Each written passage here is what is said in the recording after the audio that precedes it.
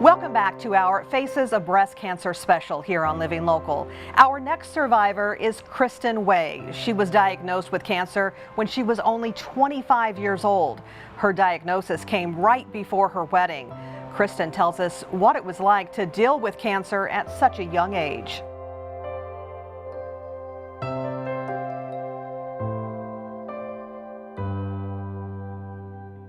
I look at everything a little bit different now. I don't take days for granted, and at 25, you don't think that you can do it a month later. Well, now it's like, no, I'm gonna do this because tomorrow's not guaranteed. I was laying in bed one night and I was reading a book, and I set the book down to say something to my husband, and I felt a lump.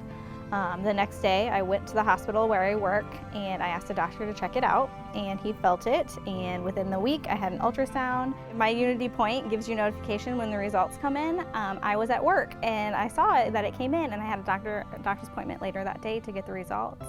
And I kept saying, oh, I'll just check it later. I don't want to check it. And then I got antsy because I knew the results were there, and I checked it at work, and I just lost it. Lost it. I had a diagnosis of invasive mammary carcinoma. It's terrifying. And everyone kept saying, oh, it's just a fibroid. It's just a fibroid, don't worry about it. But as soon as I saw the tumor on the ultrasound with my medical degree, I was just like, that's not just a fibroid. So I had 10 rounds of the Red Devil, and actually I only ended up having 9 because I got really, really sick at the end, so they bumped up the surgery. I had the bilateral mastectomy in November, and if it wasn't for my family and friends and coworkers, I don't think I would have gotten through it. I actually had 2 girls at work with me that shaved their heads with me. I had a planned wedding right before I got diagnosed, so I still went ahead with my wedding. Being a bald bride is not what every girl dreams of, but we went through with it, and everybody was very supportive. My sister was with me at almost every chemo. My mom and dad came to me to the hospital when I had my surgeries. My nieces and nephews, even though I was this bald person, they didn't look at me any differently. My husband was amazing. He literally sat with me every day. The day after chemos were always the worst because you get that shot, literally worse than chemo because the whole body hurt, and he would just lay in bed with me and tell me everything's gonna be okay. I have 2 stepkids, and they were amazing through all of it. They didn't really have to be, but they were, and I'm really thankful for the family that I have. And if it wasn't for them, I wouldn't have made it through. So I got diagnosed, and they told me I had to pay $7,000 to freeze my eggs or I'd never have kids.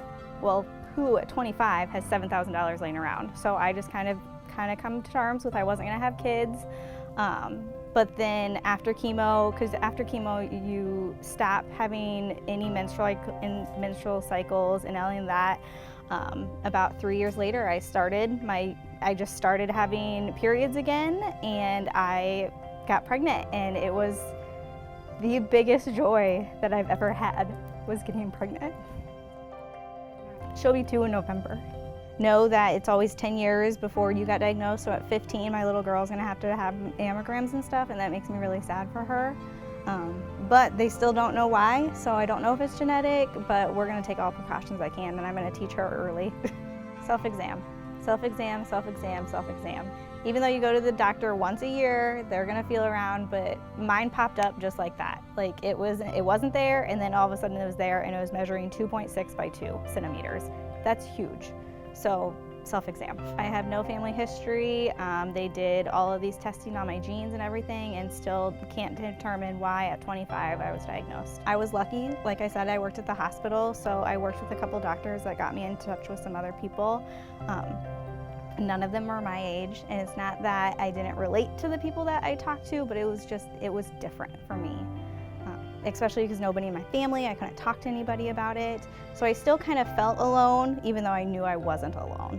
Reach out. There is forums on Facebook, there's forums online. If you do get the diagnosis at a young age, do some research. You will find some other people to talk to, because it really made me feel better knowing that there was people out there my age that was diagnosed.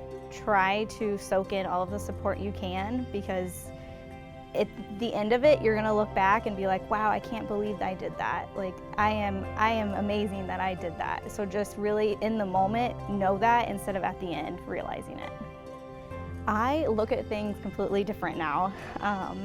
Every day is a gift, and even at 25, you wouldn't think that you would start thinking that way, but you do, and thankful for what I have.